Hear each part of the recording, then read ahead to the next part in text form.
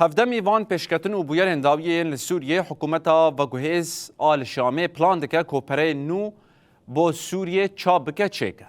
لگور کو آژانسا رویترزه کو خود سپیره چافکانیان تایبت راگ هاندیه کو وی گاوی حکومت وی که پلان دکه و گوتیه گرک ایدی هجمارا صفره جه ناوا پرین سوریه ورن را کرن. رویترز اشکره کرد که بانکا ناوندی فرمان دایه بانکن تایبت که ده دنیوی تباغی ده و پره نو درکبن و ده هول بدن آرامیا دراوی باش بکن. رویترز دا زانین که پین چافکانیان جه بانکن بازرگانی جیره گوتنه و هجمارا صفره جه پریان راکن و اف مجارکی پر بوشارتی بریودشه.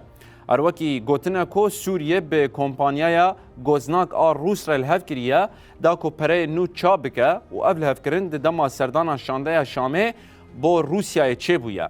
رویترز گوت کو لیره سوری در دورا 99 جسدی جنرخن خوون دا کریه و ویگا به هر دلارک به 10,000 لیره سوریه.